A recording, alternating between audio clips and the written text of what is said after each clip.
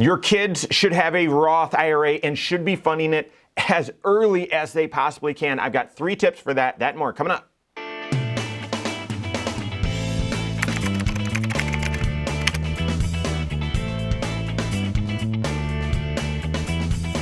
My name is Mike Bernard. I'm the host of The Wise Money Show. I'm also one of the certified financial planners right here at Korhorn Financial Group. Make sure you hit that subscribe button, turn on notifications, and smash that thumbs up button. Talk a lot about the Roth IRA from a financial planning standpoint. You've got to look at all 6 areas of your financial life to see whether you should be contributing to your retirement accounts pre-tax or Roth. And really that's a decision that you should be making every single year because life changes, your tax picture can change, and therefore this decision of whether it should be pre-tax or Roth contributions, it could change any given time or any given year. Now, for your kids though, gosh, advantage Roth. And I've talked a lot about that, but saw this article recently in the Wall Street Journal and caught my attention, the secret to being able to retire.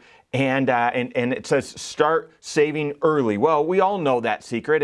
It's hard to always follow. And yet when you dive into the article, it's really just talking about the benefits of having your kids, or those of you that are watching right now that are in your teens or early 20s, starting to fund that Roth IRA as soon as possible, and talks about some techniques for doing it. Now, these techniques don't apply to everyone, but there are 3 tips that I would want to emphasize that could apply to just about everyone. So 3 tips for opening up Roth IRAs for your kids. Here we go. Tip number 1, those children need to have earned income. That's right, paycheck money. I actually, just as if all of the internet and social media, they're all watching and connecting.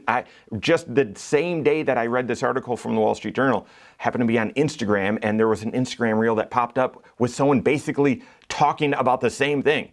And their first point was, start funding a Roth IRA for your kids. Start putting $100 a month from the very, from the day they're born into a Roth IRA. And I thought, your kid that's an infant is not working.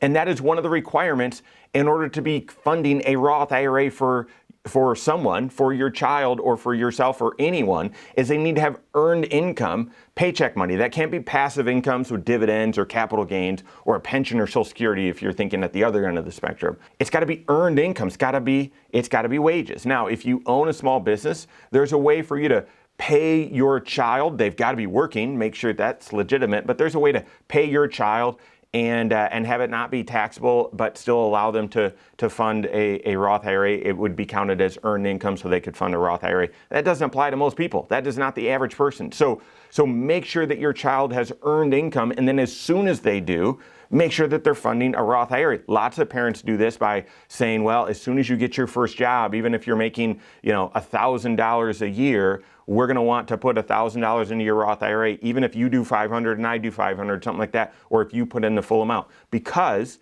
most people think, well, the contribution limit to a Roth IRA is whatever the annual limit is, $6,500 right now.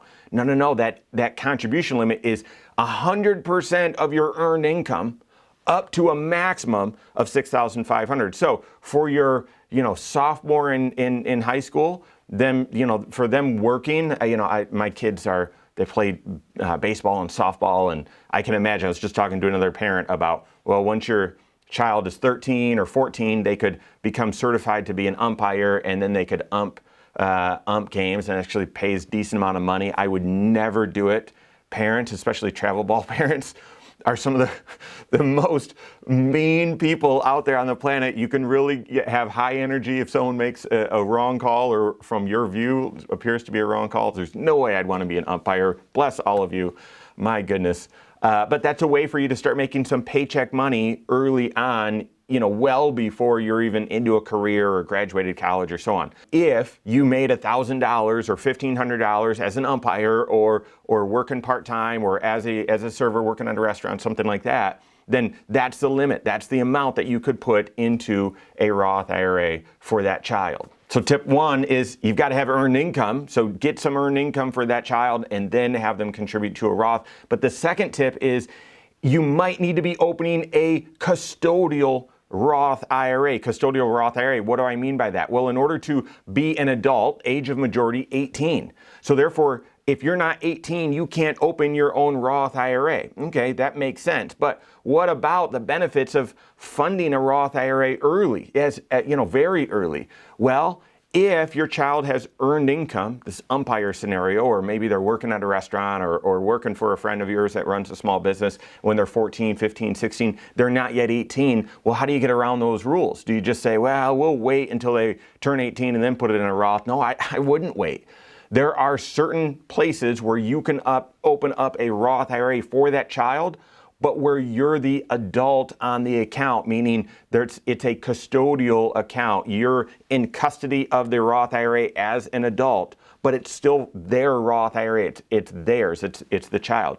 Some people look at this and say, well, I'll just open a Roth IRA for myself, and then when my child becomes 18, I'll just gift the money to them. Or going back to this example in this Instagram reel, I wonder if what he was saying is, start funding your own Roth IRA as soon as that child is born and then gift it to them. We can't really gift a retirement account unless you pass away.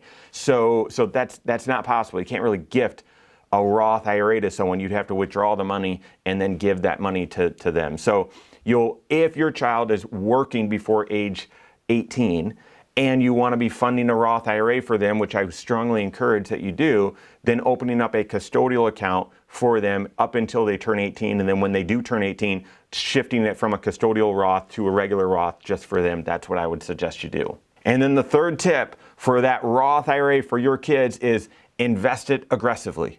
Invest it aggressively. And that is not a statement about what I would expect or what I'm forecasting with the market over the next week, the next month, the next quarter, the next year. No, guys, history is pretty clear. The stock market in the short term follows the path of a leaf in a hurricane. It's unpredictable. It is unpredictable. Now, you can glean some I feel like this might happen or this might happen, based on what's happening with interest rates and where we are in the economic cycle or what's happened, in the past month or thus far year to date. You can get a sense for that. However, I would argue it's not reliable without some sort of crystal ball, which is impossible. What's more reliable is where the stock market will likely be 5 years from now, and even more reliable 10 years from now, and most reliable 20 years from now and thereon, which is why I would encourage you to take advantage of funding a Roth IRA for your child as early as they start working. But why be aggressive? In order for those dollars to work the hardest for them, they've got to be in stock type investments. They've got to be in growth type investments. I would argue against being speculative, put it all in one stock or all in a speculative or high risk strategy, but investing in the overall stock market as opposed to lower risk bonds or something more lower risk, it's not appropriate when you're that young. And not appropriate in an account like the Roth where the tax benefit is on the growth.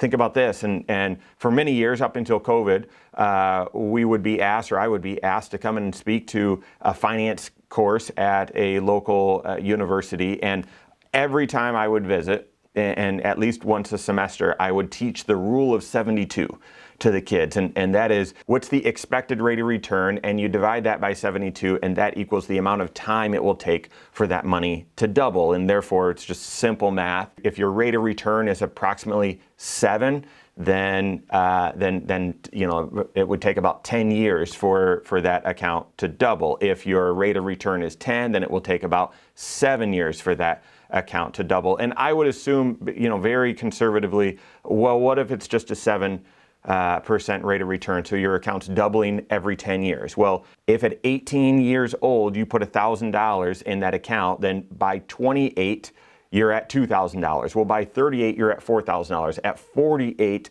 and so on. And I would show how much that $1,000 could grow to by the time they're 68, which is a significant amount of money. So how many thousands do you want invested at that time for that compound growth? But then after illustrating that on the whiteboard, I would then always ask, do you want all of that money to be taxable to you out there in the future or tax-free? And of course, everyone, and they barely even know what taxes actually mean, but there's like, oh my goodness, no, tax-free, right? Well, the way to do that is having that money in a Roth IRA, because all of the growth on the Roth, if you have a Roth IRA open for at least 5 years and you don't touch the money until age 59 and a half, then all that growth is tax-free. And so how many of those doubles can you get as many doubles as possible based on that rule of 72, and then have as much of that money be tax-free as possible? All right, so there it is, guys. I strongly encourage you, for your kids, whatever age they are, or for you,